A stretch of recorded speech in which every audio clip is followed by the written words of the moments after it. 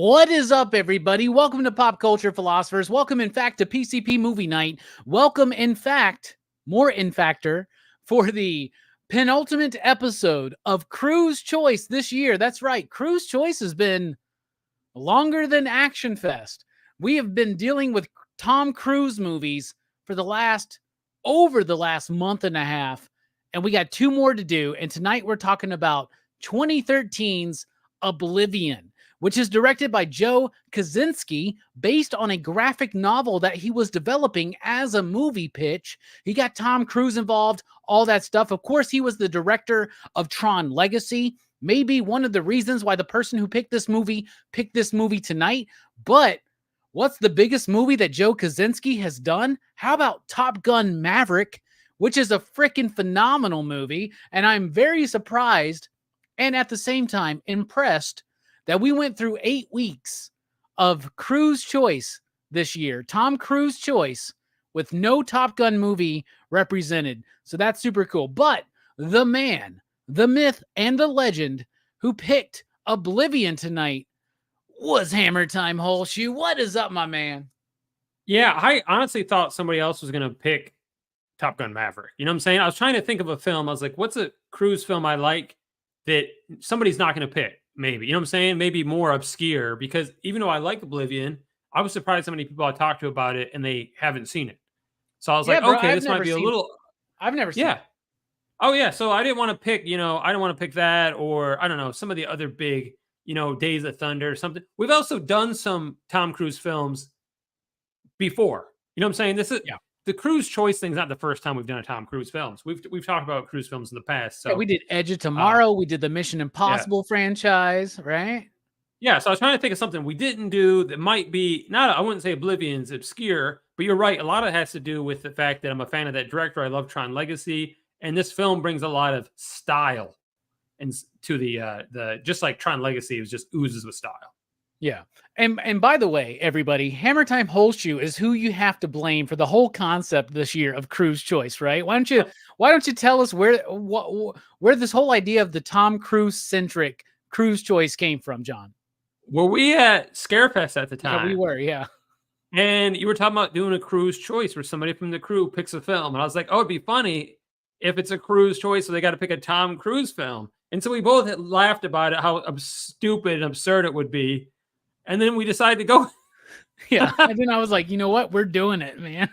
And I'm glad we did, because it's introduced and reintroduced me to some movies like Risky Business, Interview with the Vampire, movies that I thought I had my opinion pegged about those movies years and years ago, decades at times. But man, out of every Cruise Choice movie we've done, if I don't own the Blu-ray, I want to. And that's like a testament to Cruise Choice, right? And a testament to Tom Cruise. Tom Cruise has always been the actor that we love to hate here on PCP, because PCP is the most anti-Scientology channel you can find on YouTube. We fucking hate Scientology. I mean, I'm sure there are channels that are specifically designed to be against Scientology, but like, we are very adamantly against Scientology, right? But at the same time, if that's your boat, just go ahead and float your ass to Oblivion, right? If you know what I'm saying. But nah, dude, when you mentioned it, it's changed my mind this year, right? From being, Tom Cruise is a bad actor in a couple of good movies too. Now, Tom Cruise movies are actually usually a good bet, dude. Like, honestly. Yeah, I may not like him off screen. You know what I'm saying?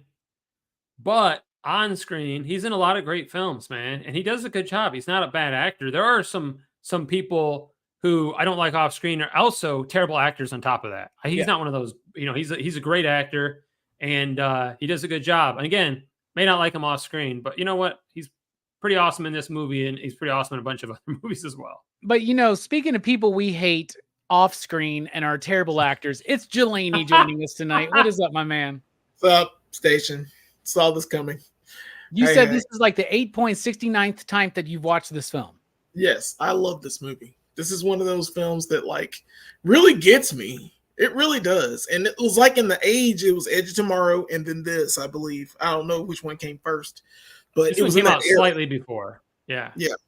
So it was was before Edge of Tomorrow. Yeah. Oh yeah. This is like sci-fi Tom Cruise renaissance. This is his area, and like I don't know what it is about this film, but Tom Cruise it made me respect him as an actor, but Mission Impossible really made me respect him because like you're doing all your own stunts, dude. You're doing everything properly. You know that Scientology is bullshit. Yeah, but this motherfucker in this movie actually just said, "I want to destroy the Earth," right, and then we can get Superman to rewind time and fix it. But he actually went into a post-apocalyptic Earth to film this film. I've heard. Yeah, he does. He's real. He's real. What can I say?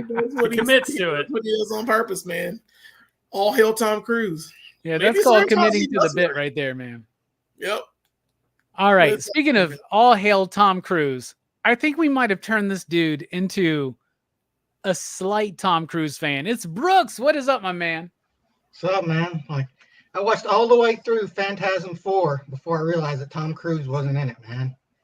I was like I could have swore that he was in there somewhere, but It's no. Phantasm 5. It's called It's like Oblivion, Tom bro. Cruise You is the fucked up tall the man. bit. Worst fucked up- miscasting since Jack Ryan. You fucked up the bit, dude.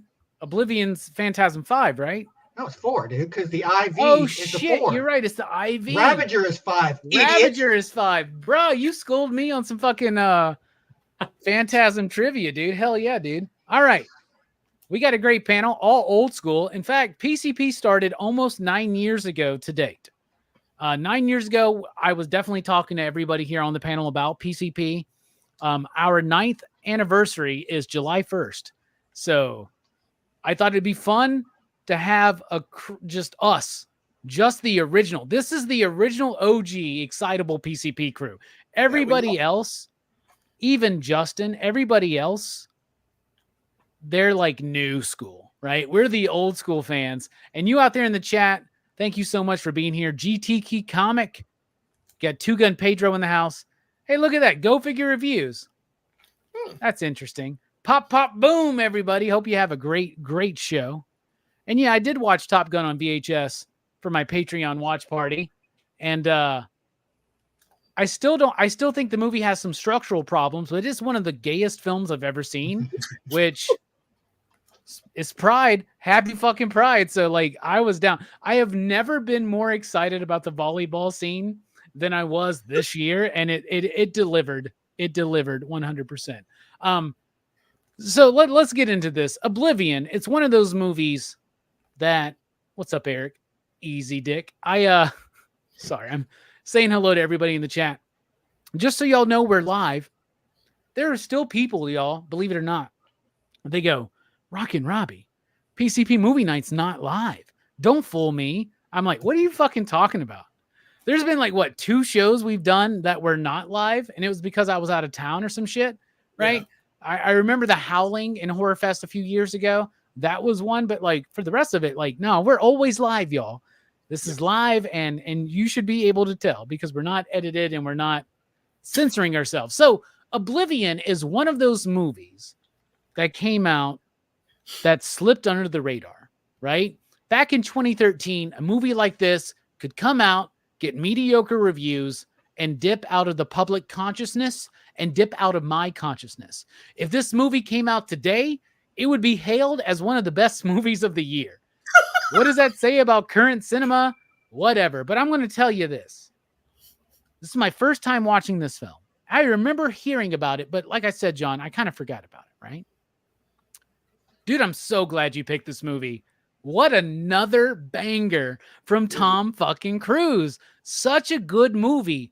A deliberate, earned pace throughout the movie. Amazing music. A really cool concept. A concept that is so smart, it realizes that astute cinemaphiles are going to be watching this movie, right? And we watched this movie, and the first thing I thought was, she's not his wife. She is his wife.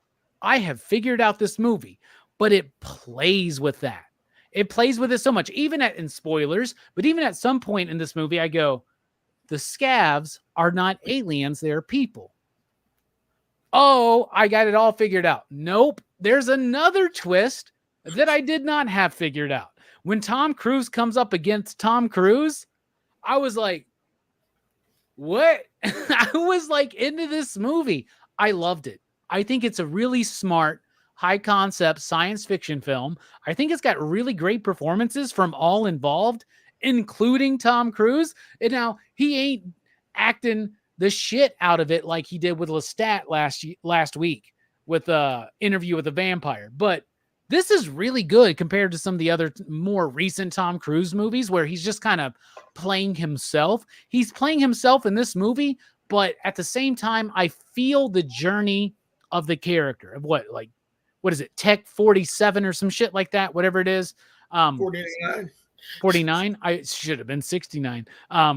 But no, I love this movie. I thought the score was brilliant. I thought the pace was brilliant. The effects were great.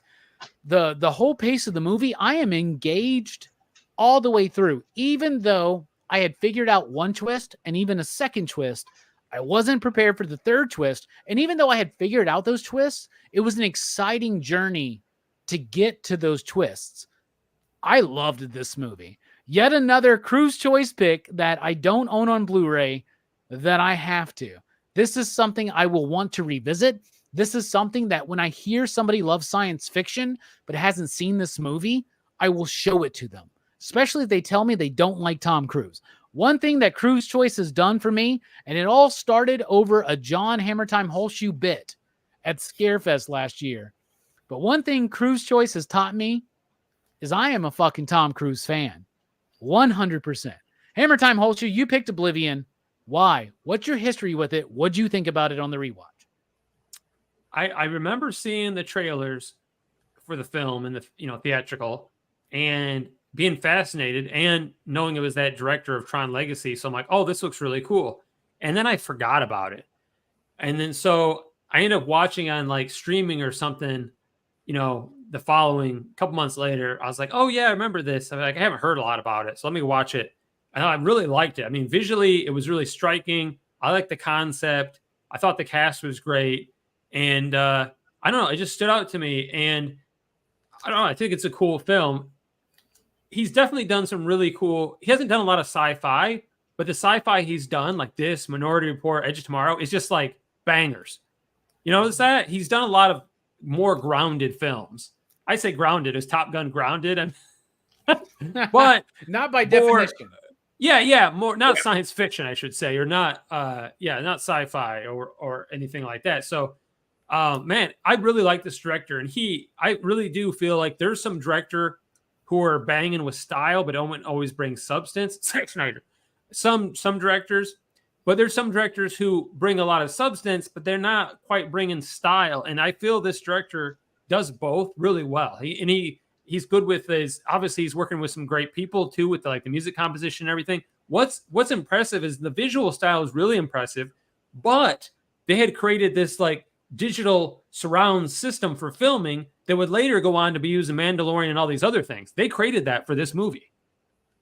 Oh, I believe that.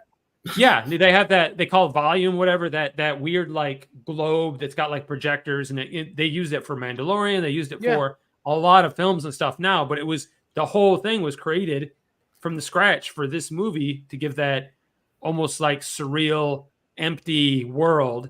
That I love that it takes place in New York, because you get to see these cool New York monuments and stuff. You know what I'm saying? Yeah, and mostly filmed in Iceland, actually, right? Yeah. Yeah, which is old school, modern, futuristic New York. Iceland, they call it. Wait, what? Anyway. What? I really liked it on the rewatch. I enjoyed it. The twist, Phil, less like twist on the rewatch, obviously, because you remember some stuff. And then I have some nitpicks, and we'll get into it later after the rewatch. I'm like, oh, well, wait a minute. Stuff that I didn't nitpick in the first place. But I still think it works well. I think it's a cool concept. And visually, I love it. Visually, I love the white armor, the cool white ship, the whole thing. His where they live, their little space station thing, the house that floats above. And just visually, it's a treat. And you're right, the score too. We'll get into that later, but I think everything comes together really well and works. And if you think about it too, 99% of the movie is just him and his team. That lady that's his team. Are you guys an effective team? Whatever her name, I forgot her name was. But most of it he is by himself, and not a lot of actors can carry a film that much by themselves. You know what I'm saying? A lot of it, he's not interacting with Morgan Freeman. He's not acting with these bad guys. A lot of it is just him alone. And he does a good job, like carrying the film. So I give him props there, even though, again, outside of the film world, I question him as a person, but he does an incredible job in this film. And I think a lot of people probably slept on it and missed out on it. And I'm hoping one of the reasons I brought it up and wanted to review it is I'm hoping people that slept on it will check it out, because I think that a lot of people passed it. Yeah, if you passed on this film, definitely check it out. Andrea Riseborough as Vika. Yeah, and I think her name is short for Victoria or something like that. But she's Victoria. the redhead. She's like fucking hot, dude. I don't give a shit, dude. She's hot. When she goes taking a night swim in that pool, I'm like, can you please let me in there and just eat that fucking ass, please? Like, that would be fucking amazing. I was all about Olga. How you say her last name? Kurilenko, whatever. She's from Quantum of Solace, and I think she's just a stunner. So I was happy to see her in this film. So I think she stole the show as far as she's purty. Yeah, she there's some purty people in this film, right? And no, I had a lot of fun revisiting it or visiting it for the first time, I should say. I didn't revisit it. I really was surprised by the slow, deliberate, and intentional pace of the film, right? And that it's actually exploring some interesting stuff. Speaking of exploring some interesting stuff and ass eating, Jelani, why don't you tell us what you thought about Oblivion? Well, I don't think it's better than eating ass, but it's pretty good. I like this movie a lot. This is one of those films that like always captured me. Like the second I saw it, it has a love story. Come on, it's visually stunning. It's so pretty to watch, and it blew me away the first time I saw it. And it does it every time. It's very simple. The story is very straightforward, like you talked about. It's one of these films that's just. It needed to be seen. I needed to see some Tom Cruise sci-fi coolness, going forward. I love the performances from everybody. It's just even the actual drones have personalities. They're monster brutes, but they have them. You know what I'm saying? Oh yeah, I like that alarm sound they like make. It's terrifying. Yeah. I don't want to get chased by that thing. I refuse. Oh yeah, that whole canyon fight, all fighting through the canyon with that. Oh my goodness, it's sci-fi gold, and it's one of these films that made me really appreciate Tom Cruise. He works as he's an effective actor. He knows the assignment. He gets it. He gets in there, does what he needs to do, and gets out. And he's very personable. He doesn't have very much good chemistry with either lady, I think. He's a terrible kisser. He doesn't kiss anyone with any passion or anything involved. I don't know. Yeah, but he eats toast like a motherfucker, man. Yeah, he does. He is. But he doesn't have that connection. So it's a little odd that way, but it's also appropriate for what's happening. Because he's technically, spoiler alert, he's a clone, and there are tons of them. And the plot hole I have, which is also, it might be a nitpick. I might have to say that for later too, but it's not major, but it will be a problem. It would be a problem in the future. But the story's told brilliantly. I love every minute of it. I love the payback. The payback, when Morgan Freeman's like, I want to see it. I just want to see it. And then he does. Oh, man. The smile on his face, when you get to it, I'm like, yeah, you got it. It's the biggest fuck you ever. It's a fantastic movie. If you haven't watched it, please watch it. It's one of those films that I encourage people to watch. The soundtrack is absolute fire because technically it's a variation of the fucking song. The score is the fucking song. Yeah. At the end. And that song is gorgeous. I play it all the time. Actually, Robbie, I played it for you when you were at my house once. And you were like, what is this? I've never seen this. I've never heard this. And I played it. And I was like, this is Oblivion. The funny thing is, if you played it again, I'd be like, bruh, this is that shit from Oblivion. And then immediately I'd be like, but watch this video with a lot of ass. You would. Immediately. But yeah, it's great. I absolutely love it. Brooks, this was your first time watching it along with me. What'd you think, man? What'd you think about Oblivion? I liked it. I liked it pretty well. Like it reminded me of like a video game I played called Nier Automata.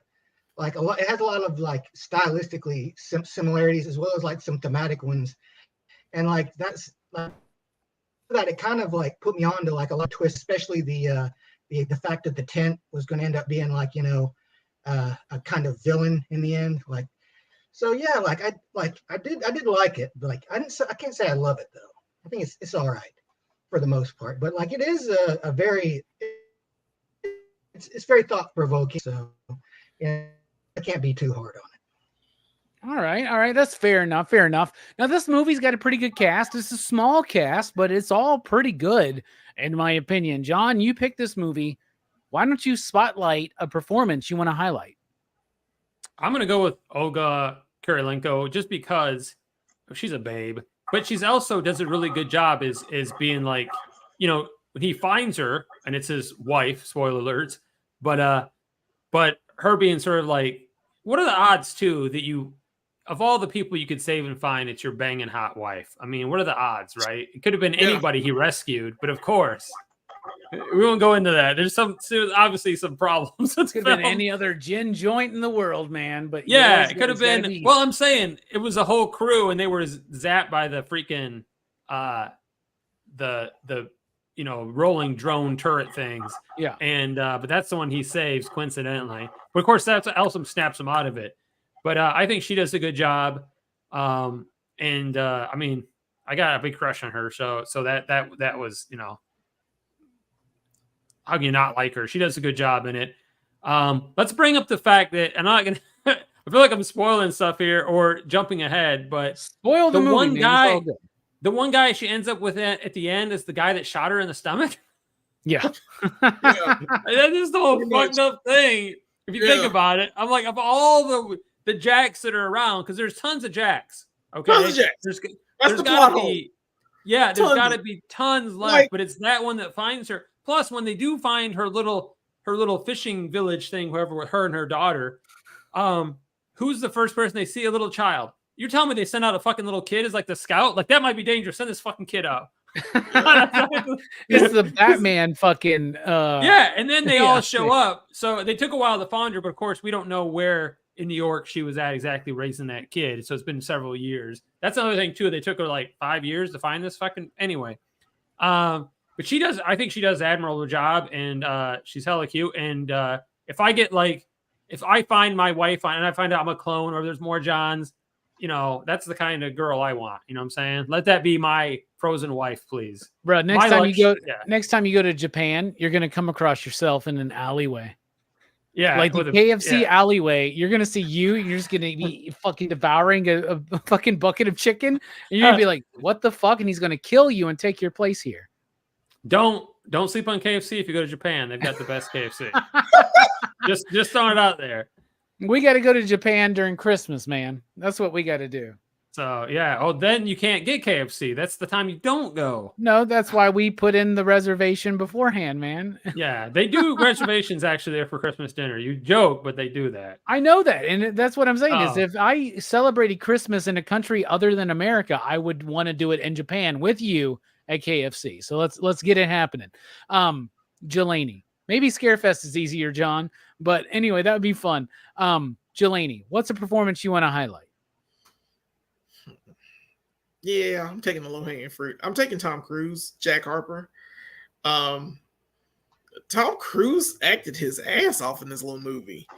And like he just plays the aloof repairman. He's repairing drones that are basically sucking up all the Earth's resources so they can bring it to Titan. It's so weird. And he plays that character well. He's got this, I don't know, this gravitas around him in this movie. They treat him like he's a commander. Like this is an effective team. They work well together with Vika, and it seems like it's just a normal cleanup job. They're the cleanup people. And it turns into like so much more and learning more about yourself and learning why things exist the way they do. I mean, that's crazy that like humans were surviving in 2017, no less. Like 2017, we had that kind of technology, like to help stop these things. Well, I guess it is 2077. Time changes, and it was like 50 years. I think 50 years happened. So here's my question to you. I'm going to ask you, since you picked out Tom Cruise's character. He was talking about how his memory was reset or whatever, had to clear his memory or whatever. Do you think they clear the memories every 5 years and then send them back into the field? Or you think, I mean, obviously they're clones, right? Yeah. Do you think they perhaps say like, oh, you can come back in 5 years, and then they just wipe their memory and send them back out? No, I think it'd be easier to make a new clones. I think he's a new clone, right? Oh, that's why he has no like, memories. oh, we wiped your memory, right? Yeah. Right. We wiped your memory. You don't remember anything past this. You're just here to fix these drones. But what happens in 5? What happens after he hits his wall, his limit? Because there's no paradise, right? The thing so is, what do you think what snapped him out of it? The thing that snapped him out of it was Morgan Freeman giving him the book. The book gave him free thought. Yeah, so there's stuff before that though, and here's a question. Here's the question: is this specific Tom Cruise clone the one that retains that memory about his wife? The one that retains this love for everything, or is it all the clones? It's all the clones. I think all of it, because that one guy at the end, right? The second he sees her, the second he recognizes who she is, it snaps. Just like let me ask you a question real quick. Let's say the love of your life dies before your eyes, and then their clone shows up. Are you cool with that? I mean, really? Like, are you? Because I'm like, I don't know about that. Hey, she slept with him. She had a kid with him. But that wasn't even the love of her life. That was a clone. Say, you know what I'm saying? Yeah. It was clones and clones and clones. It's you. And yes, I will take Mami Sasazaki clone like that. Yeah.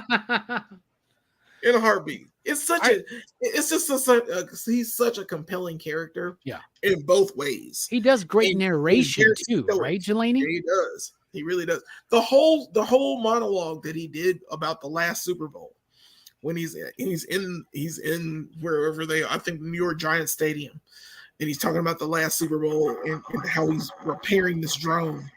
And then that entire scene happens. He fixes the drone. The drone gets up and immediately tries to kill him. It's so, I don't know. He's having a good moment, and then it turns sour. He plays it so well. It's a great monologue that he has. He's very focused as an actor anyway to portray his character the best way he can, and he does it he executed it so well in this I'm movie. starting to now wonder how many of those Jack Harper clones were accidentally executed by drones.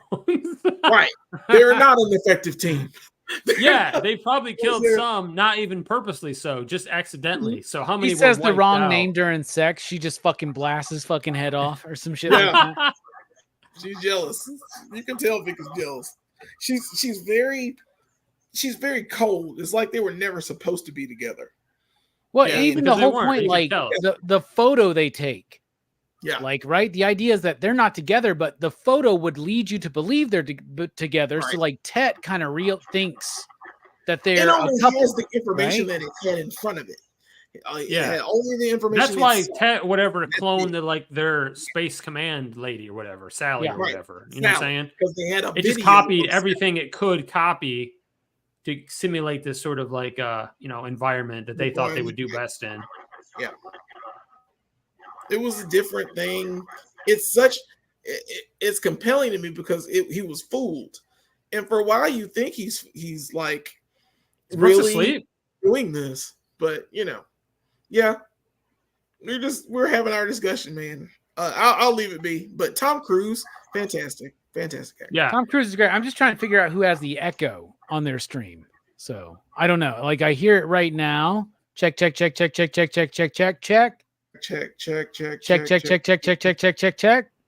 ain't me. Interesting. Brooks, what's a performance you want to highlight? What's up, Jay? How you doing? Well, I like, and he's a guy that I didn't expect to see in this movie is Jamie Lannister, His name Nikolai Coster. Yeah. Yeah, and I expect to see him like the whole him and Morgan Freeman, all the scab stuff was like the stuff that I wanted. I wanted more of that, really. Like, I wanted to see more of these guys, and I wanted to delve more into them. And unfortunately, they kind of just they're in the movie very briefly.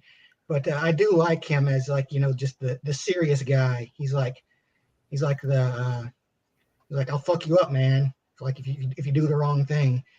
So yeah, like I love how we don't know this motherfucker's name, so we just call him Jamie Lannister. Right? Yeah. But I was expecting him to show up and talk about how much he loves rat burgers and fucking smoking a cigarette or some shit like Dennis Leary and Demolition Man. If anybody does Dennis Leary in a biopic, how about Jamie Lannister? Right? Mm-hmm. Yeah. I was surprised that he had two hands, Brooks. What about you? Yeah, they should have had one of the drums blow off one of his hands just for the for the irony. Yeah. If y'all remember, there was a day back when Game of Thrones first started. I told everybody that dude should play Aquaman. Luckily, we got Jason Momoa, but he would still be a good Aquaman, I think, in James Gunn's DCU. All right, that's an interesting pick. So I didn't think that I would have Morgan Freeman left for me, but I'll go with Morgan Freeman because Morgan Freeman is awesome in any movie that he's in. And that goes all the way back to the first Morgan Freeman movie I watched when I was a kid, which was Lean on Me. Lean on Me. I fucking love that movie. I love that song. At the time, the Club Nouveau version of Lean on Me was popular, but that movie was so good, and I've become a Morgan Freeman fan ever fucking since. He's great in this movie. He's doing the Oblivion. Hold on. He's doing the Oblivion version of Morpheus. It's Brooks that has the feedback. I think he's like a couple seconds behind us. That's why. But I think he's doing his best Morpheus in this movie, but they don't give him necessarily enough time. Outside of Morgan Freeman, though, Vika, I don't know what it is. I think she's hot as fuck, dude. When she strips down to jump into the pool and they do that nude silhouette and you don't see anything, but you see the shape. I just want my face up in that ass, man. It's like that fucking big of a deal to me, dude.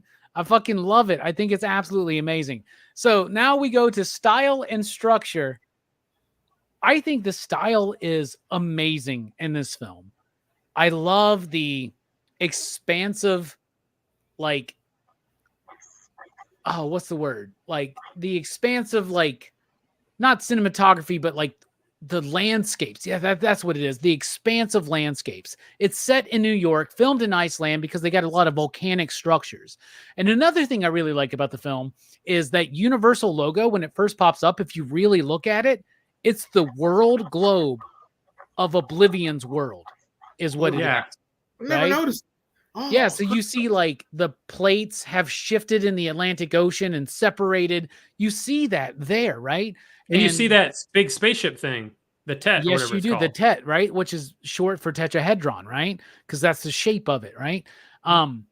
Dude, I love the style of this film. Cinematography is gorgeous. It looks amazing. A very bleak, colorless kind of thing, right? And the only color you really get is with the warmth that you get with the explosions and the gunfire and shit like that, right? So the only bit of feeling this world gets is conflict, which I think is interesting because the safe, secure world is a fake world that's given to Tom Cruise and to Vika and everybody else, right? They're being led into this lie that everything's hunky-dory.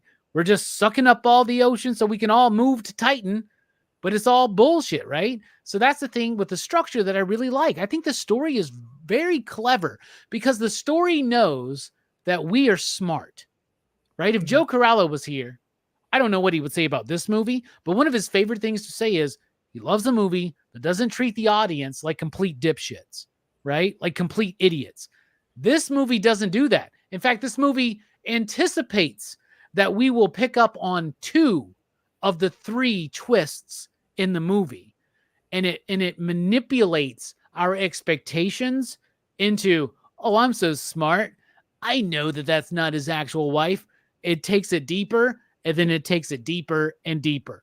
I think the structure is great. It never felt slow to me. It always had a great pace. All the act structures and all the ends of each act worked so fucking well. They did undercut the end of Act 2 with a reveal for Act 3, but that's actually something that you do sometimes to subvert expectations. I'm talking about Morgan Freeman still being alive to have that last, like, hurrah. But I loved the fucking film structurally and stylistically. I thought it was amazing. Hammer Time Holsey, what do you think about the style and structure? I think it oozes with style, man. Its style is phenomenal. The bleak but very bright and shiny world. I like the glass house, the white ship, the white motorbike, his white armor. I just like the style. I like that Honda he uses, the electric. Well, it's electric. It's supposed to be some futuristic electric bike. It's based on a Honda dirt bike. I like that bike he's got. You only see it for a second and they steal it. Remember, it gets stolen. And then he needs a bike in his contract. It's got to be. Yeah. Oh yeah, of course. Rides a bike and everything. Yeah, so the bike is really cool. I'm pretty sure the director gave that bike to Tom Cruise at the end of the filming. Yeah, he had to. Modified Honda, but I'm pretty sure it was gifted to him. And I like the style of that ship. It oozes with style, man. That's one thing that I'll give this director, even if you don't like, because I'm sure there are people that disagree with us, say, oh, I don't think it had that many layers, or I think the twists were expected or whatever. Weren't for me when I first watched it, but whatever. Maybe I'm more naive. But even if you don't like the story, the style is phenomenal. The style of how the drones are designed, I love the style of the film. And I think the pacing's fine. I don't have any issue with the pacing. I did like the surprise twist. Oh, it's Morgan Freeman, which I not surprised by, but not really surprised by. Does that make any sense? Because, why would he sacrifice his wife? You know what I'm saying? But I also was kind of surprised that the Tet allowed him in there. The Tet had that much trust in him. They must have really wanted that girl, but they could have just zapped him too with the drones. Okay, we won't get into it. So there's some definitely things you can nitpick if you really want to. But otherwise, I think the style, it was done well. I like the pacing of the story. Even though on the rewatch, the beginning is definitely slow paced because you're trying to build up this world, and the fact that Tom Cruise's character Jack is sort of kind of curious about more than, you know what I'm saying? He's not happy with just being the guy that fixes the drones. You know what I'm saying? That there's more to him, and he's kind of curious, and he picks up that book and stuff like that. And he's got his little hidden lake house and everything. Got his Yankees cap on, man. Yeah, he's got his Yankees cap. Well, they're doing well. And I hate them, but they're having a good year. But I mean, I really enjoy everything about the style, the structure, the pacing. Again, I have some complaints at the end. I go back and nitpick, well, what about this or that? But otherwise, for the most part, I enjoy the film, even on the rewatch. And again, oozes with substance. That's one thing this director hits out of the park. Style. I love the deliberate and intentional first act, right? Because they're introducing us to this world, and that concept alone is solid. And most directors would have taken that concept and that's their movie. These aliens showed up. They've ravaged the earth. There's all this shit going on. That's the movie. But there's so much more to the story, which I really appreciate. Speaking of more than just what we can pick up from the surface, Jelani, why don't you tell us? First of all, why you kept your hallway light on? That's fucking obnoxious. And second of all, what you think about the style and structure of this movie? It's on because it's my bedroom, whatever. And well, it looks like Jesus is coming back. You know what I'm saying? I'll be in a different spot next week, but this week, this will be the last. He's coming to get you, and he's going to clone you, and you're going to work for the Tet. Was it in the Clerks animated series? He's returned, and Dante and Rando are like, Jesus? They're scared of the prospect. But it was Leonardo, right? Yes. Okay. What were we talking about? Oh, yeah. Style and structure. So style and structure. It's a beautifully styled movie. It's very clinical. These are cleanup people. They have bright white. It's very, very clean. They're trying to get they're up in the sky, which is beautiful to watch. Absolutely gorgeous. The drones that help with the the sucking of the Earth's resources, the oceans, is very, I don't know, it's eerie. It's a scary sight to see. Like, they're just taking resources, but you don't know at the point at the time what's happening, because you think they're going to Titan, and that's where everyone is right now. And yeah, I thought this was a prequel to Titan AE, motherfucker. That's what I thought. Yeah. So it's a good looking film. It's a great sounding film. It's structurally told well. Like I said, it's a very simple structure of this film. We've already said all of it. You guys have already talked about it. It gets to its point very quickly, which I love. I think it's a short movie that does need to be a little longer. And that's all I can say about it. Well, shit, I man. I could keep going, but man, you actually think it needs to be longer. That's interesting. A little longer. Give me That's a little what she bit said. more. Yeah. If we got a little bit more like Morgan Freeman and the Skags, maybe, like, diving into that. Yeah. Diving into Dennis, Jamie, right. Leary, Alexander, whatever the fuck, Lannister. Zoe was in it. Zoe was in what was it? She was in Death Proof. She was the one that was on the Challenger. She's in that movie. She's even in the Hateful Eight. Oh yeah, she is. Yeah, she's the bodyguard in Hateful Eight. She's it's pretty bad. Well, just let you know that your hallway light has turned Eric to Jesus. So that's one benefit tonight. All right, that's the plan. Brooks, we love you so much. What the fuck is going on? All right, there you go. Brooks, what do you think about the style and structure of this film? I like the style of this film. Like, it does very much remind me of kind of like I was saying, the video game Nier Automata. And like that, there's two main settings. You have the very pristine, clean, sterilized space station. And then you have like the Earth that's like wild and overgrown and like, lifeless, but not lifeless, but, humanity less, I guess. And like, you see that nature's like, kind of just taking over everything. And I think it's got good pacing too. Like it takes its time to like to lead it into all its twists. It's it's interesting in this movie in that like there are a lot of things I like about it, but at the same time like there are a lot of things that I'm just like not.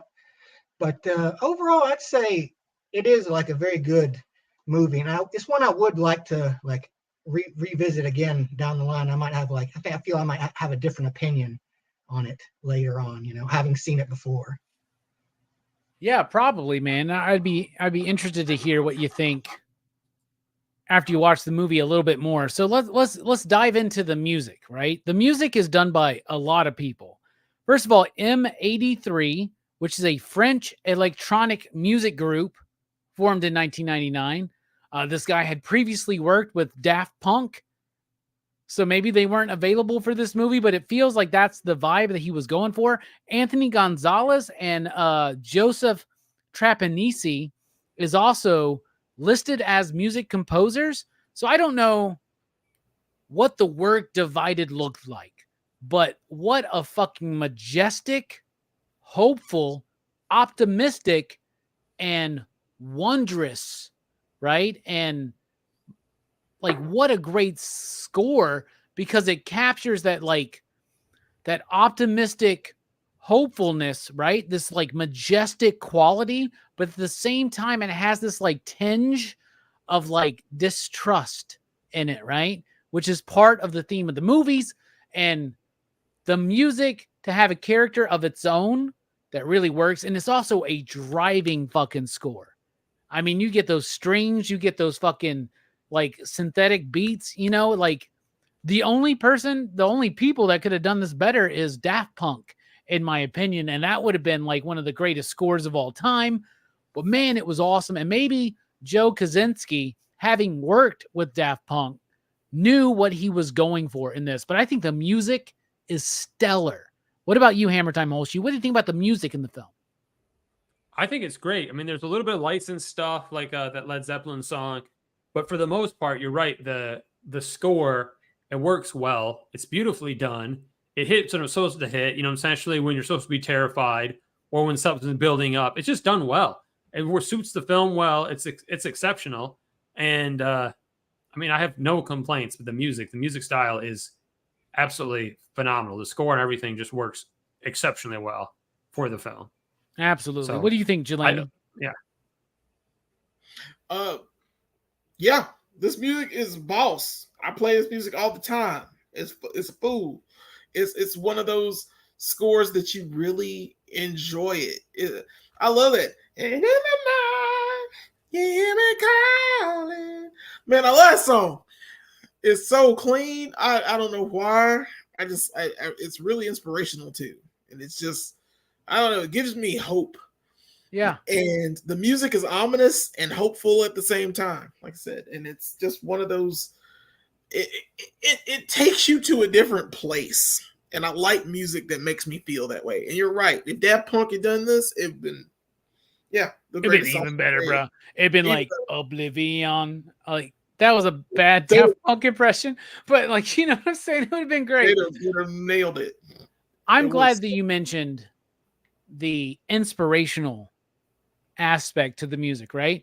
Mm-hmm. Here's what it is. And like, I know, you know, whatever. Nobody needs to like kayfabe. Nobody needs to like fucking lie.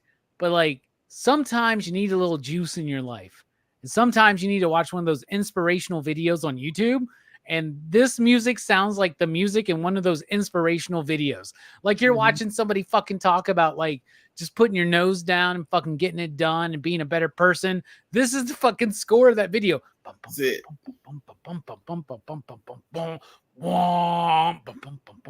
It's like, it's so driving and inspirational, but at the same time, it's got that unnerving quality, that unsettling quality of something's not right here in Denmark. Speaking of Denmark, live from Denmark, it's Brooks. Brooks, what do you think about the music in the film? I liked it. I think it was a very good score for this movie, and like, you know, it did set the atmosphere a lot, and it was just good. All right, that's actually the best we're going to get from Brooks about the music, so that's actually really cool, and kudos for everybody for knowing and noticing the music in the film. All right, now it's time to dive a little bit deeper. This movie's got some thematic material, but thematics and art are subjective. One of our favorite things to do here on PCP Movie Night, and by the way, we've hit 20,000 subscribers here on the channel. We're doing a 20K giveaway, and to enter, all you got to do is comment on any of the videos we're doing this week. And every video that you comment on gives you another entry. So tonight, comment on the video, not in the chat, but in the comments after the fact. It will have you have even more opportunity to win. But back to the themes of the movie. Hammer Time Holeshoe. What's this movie saying to you? I don't know, man. I don't know. Maybe sometimes it's okay to question things. I mean, because when he finally does venture out, he finds a replica of himself. You know what I'm saying? There's neighborhoods in my city I haven't been in. What if I found replicas of me or replicas of Jelani? Can you imagine more Jelanis? I can fear for this world. No, I can't. So I think sometimes it's okay to question things. Now, there's also a difference in like, you know, finding the answer you don't want to be the answer and like putting your head in the sand too. That's a different thing. But I do think, you know, questioning things is a big part of it. Otherwise, I just took away that. I mean, the biggest thing I came away with is that Tom Cruise is a better actor than I give him credit for. Yeah, and the Olga, what's her name, is hot, right? Oh my God, ridiculously attractive. No, but you're right. Question everything, dude. That's the point of it. Question your reality, right? Like I'll dive more into that when I get to my bit, but like, no, John, you're right on the fucking nose. It's okay to question things, to question your bosses, to question your orders, to question your purpose, to question your existence. fucking question everything because it's all a lie. You're being sold and packaged. You got to define the truth yourself. Right? John, do you agree? Sure. Okay. I concur. What's the movie saying to you?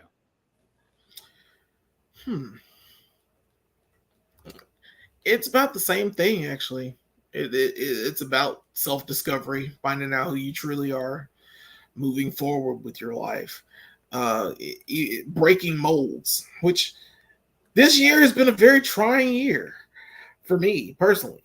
I've gone through a lot, and it's one of those things where sometimes it has to happen.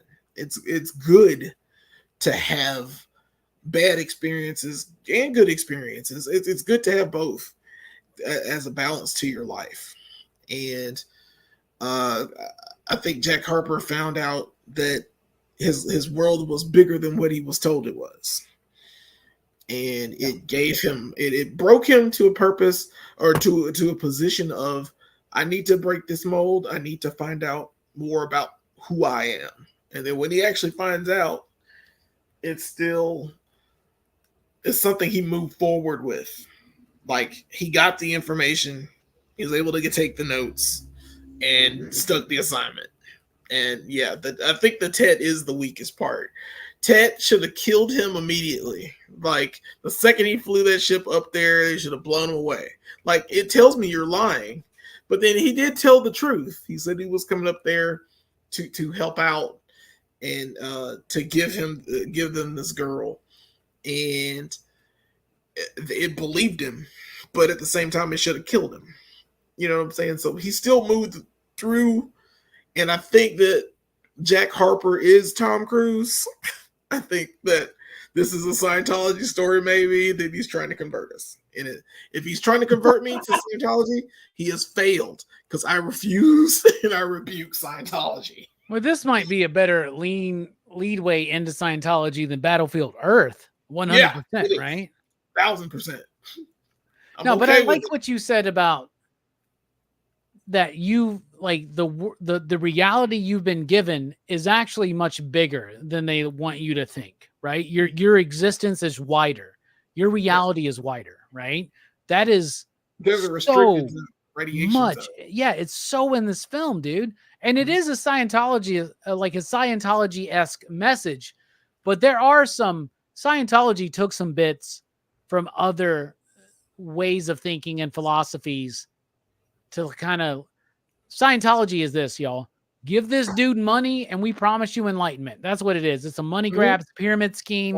Scientology, some bullshit. Get other people. Bring Tom Cruise fell for that shit. It's working for him. You know what I'm saying? But like, I still think even if we met Tom Cruise, he wouldn't even want to bring that shit up. He would just, I feel like Tom Cruise would be a really cool person to have a drink and a burger with, right? Yeah. You know what I'm saying? You go out and have a drink, have a burger with a celebrity. I think Tom Cruise would be a rewarding experience. Speaking of rewarding experiences, Brooks, what's this movie about to you? I think this movie is a lot about how enduring and indomitable humanity is. Like, you know, because like the whole thing with the people on the planet, Morgan Freeman, is like they've been like, you know, surviving all this time, finding new ways to like fool the drones.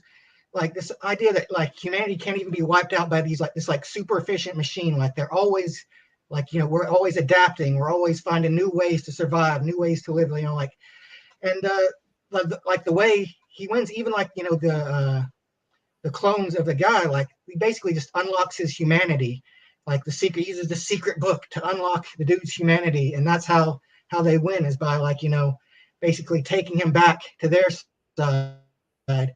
You know, when he's talking about like, you know, they sent one of our best after us, like, you know, and like it doesn't show it, but it's like it tells you, like, you know, that back in the day, like just a bunch of Tom Cruise clones just kind of came down to Earth, and they were like, oh, we're fucked.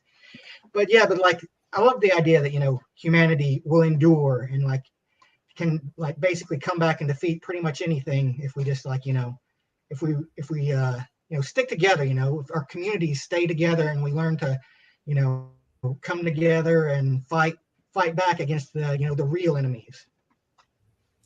Fuck yeah.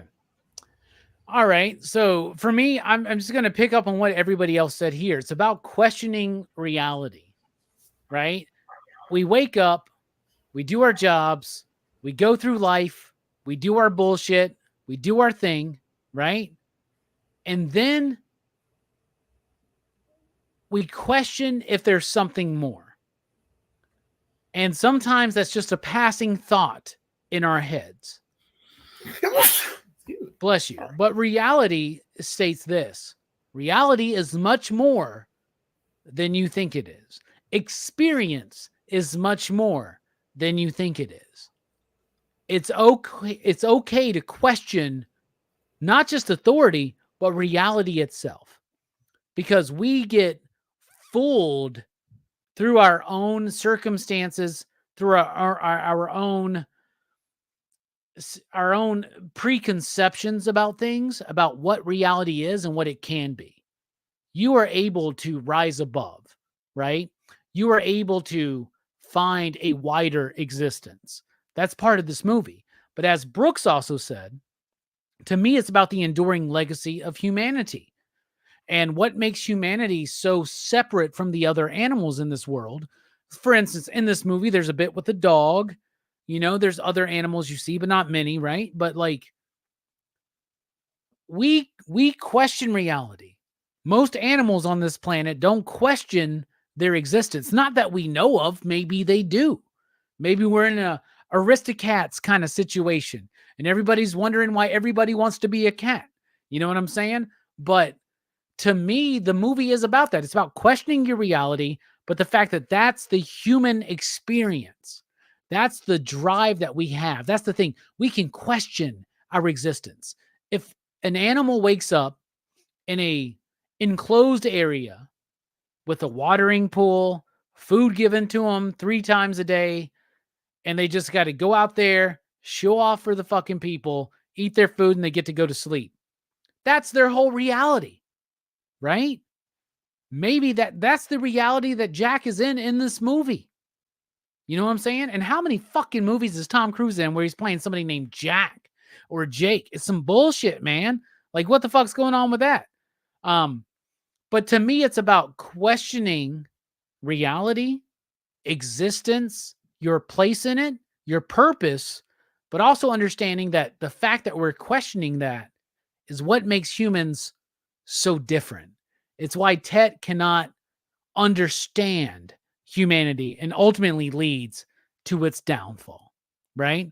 So fight the power, question everything, reconsider everything, act like your world is a giant experiment and you can actively participate and change in things.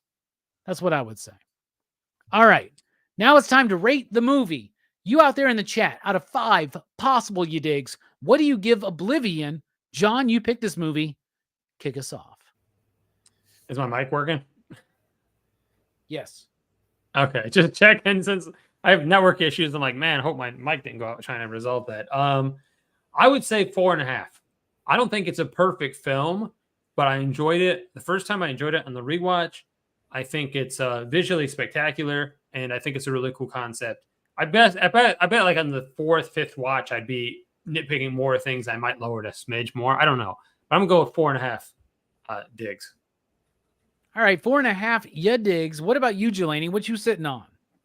Ooh, I kind of agree. This would be a 4 or 5 for me as well. It's fantastic. I love this movie. Like I said, it's such a simple film, and you carry me through a story, and you make it look good. I wish I could have seen this in like IMAX. It would have really, really been good. Now, there are things I miss in IMAX. I was like Gravity. I know it wasn't the best story, but I really wanted to see space in IMAX for real. Oh, you need to come over and watch Gravity 3D with me on the projector. Ooh, invitation accepted. All right. Plus, we need to hang out. Plus, I need to give you a Tron Legacy thing that you probably enjoy. Oh, okay. All right. I've been trying to give it to you for ages, and I never see you. So it's a signed cod piece from Jeff Bridges. Oh man, I would treasure it. Put it in your face. All right, 2 4.5s Oh, go ahead. I don't mean to sidetrack, but I think he's going to go. I don't mean to sidetrack. Jeff Bridges, though, I think is going to seriously go down as one of the greatest actors of all time. We'll talk about that later in a different episode. But I'm telling you, man, Jeff Bridges is so good. Okay, sorry. We'll save that for the Jeff Bridges Power Hour. Dude, we should do one. Right after we do the Rutger Hauer Power Hour. All right. Speaking of Power Hour, Brooks, what about you, man? What do you think about the movie? What do you rate it out of 5 you digs? Did he you have himself? to unmute your mic because you muted yourself. Is this a bit? I was taking a piss. I was taking a piss. Oh, I give this movie a 4. It's very good. Like, I do like it a lot, but I don't know, I wouldn't say it's perfect. Like, I don't think it's as good as Edge of Tomorrow, but it is still like, it is one, that I think would bear like repeat viewings that, and I can't say like later on down the line I might think better of it, but for now I'd say it's a 4, solid 4. All right, a 4, slightly less than John and Jelani, but I'm going to agree with John and Jelani and give this a 4.5. I really do like this movie. I think it's got a really great core concept. I think it's got brilliant performances. It's got great cinematography, amazing music, and all together it's just such a solid package. I will give this a 4.5. I definitely recommend that you check it out. Two Gun Pedro out there gives it a 4 you digs. He agrees with Brooks. So a 4.5 from everybody here, except for Brooks, who gives it a 4 for a PCP average of 4.37. 69 dudes. Definitely worth checking out. John, what a great recommendation. I fucking loved it. Introspect gives it a 4.5. Chill Out Man gives it a 4, but no 69 because there is no 69 shown in the movie. But I think a 69 is alluded to in the movie. All right, thus concludes our movie review for Oblivion. But next week, the grand finale of Crew's Choice. 8 episodes, y'all, of Crew's movies, right? 2 fucking solid ass months. And next week is the grand finale. Mike the Voice Matthews pick. Probably one of my favorite movies that we're going to be talking about this whole Crew's Choice. Collateral, a Michael Mann film starring Tom Cruise and Jamie Foxx. Next week here on PCP Movie Night to wrap up Crew's Choice. Hammer Time Holshoe, you picked a banger. Thank you so much. Thank you for being here. Final thoughts. Nothing, man. I hope people that slept on this movie check it out. That's all. That's my hope, is that I try to bring movies, occasionally be movies that I like that I think are more obscure or people overlook. Sometimes it's anime, but I try to bring more movies that I think that I'm hopefully bring people's attention. They go and watch it and then they enjoy those movies like I do. So that's my hope. I think mission accomplished tonight, brother. And also a silent voice from last year doing very well here on the channel. So I think that one did pretty well as well. What about you, Jelani? Thank you so much for being here. Final thoughts. What you got coming up? It's a great film. I love this movie a lot. I suggest you watch it. And if you like science fiction and you're a fan of this channel, at least, man, watch this movie.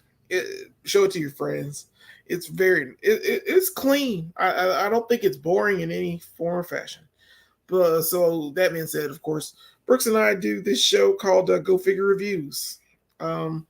We are reviewing She-Hulk this week. This is the retro card. I'm excited about this figure because it's the John Byrne She-Hulk. She's pretty cool. We're going to talk about a few other things going forward on the channel. Plus, there is a giveaway for this She-Hulk. We're giving away this figure if you comment in this video. You comment in this, or I'm saying the She-Hulk video itself, which is on the channel right now.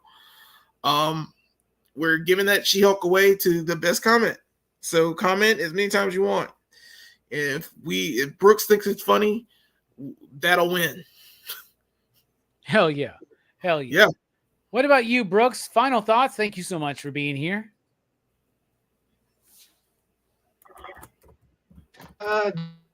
Just we make a good team.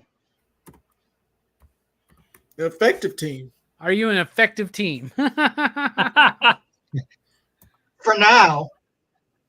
Y'all, I love this movie. John, thank you so much for introducing me to this movie in my life. It was a really fun. I love high concept sci-fi that's well executed. This movie is one of them. We highly encourage you to check it out. But join us next week for Collateral. Y'all, if you've never seen this movie, you owe it to yourself to watch this movie. Jelena, you've seen it. Yeah. It's very Brooke, good. have you ever seen Collateral?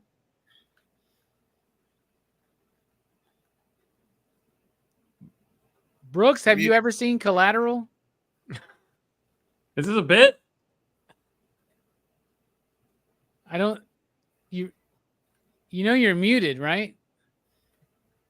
Oh, no, I've never seen Collateral. Okay. I've never seen this. We've only been doing this shit for 9 years. Well, we've only been live streaming for like 4, but no, Collateral next week, y'all. Everybody check it out. Go check out that She-Hulk video, comment on it, and be entered to win. And also comment on this video right now. Comment on this video, the In a Violent Nature video that I released today, the Rockin' Robbie live from last night, the weekly pop culture wrap up on Saturday, the top down, bottoms up Iron Man #1 Heroes Reborn video. Comment on the weekly comic book review. Every video that we release this week, a comment will give you another entry into our 20K giveaway. And one of the pieces of the 20K giveaway, or some of the pieces of the 20K giveaway, are going to involve every single issue of Avengers Twilight, which I think might be the best Marvel book of 2024. Spider-Man Reign by Carrie Andrews, which has a sequel coming out, amongst other things, including Jim Rugg's Hulk Grand Design in trade paperback form with a signed bookmark from cartoonist Jim Rugg. So comment on the video, not a chat comment, but a comment on the video after the fact. Thank you all so much for joining us. For my final thoughts, I'm just going to say this. I don't remember any quotes from the movie, right? Honestly, except for the, are you an effective team? But I'll tell you this, PCP, we're an effective team, 100%. And I will eat that redhead's ass any fucking time she wants. So there you go.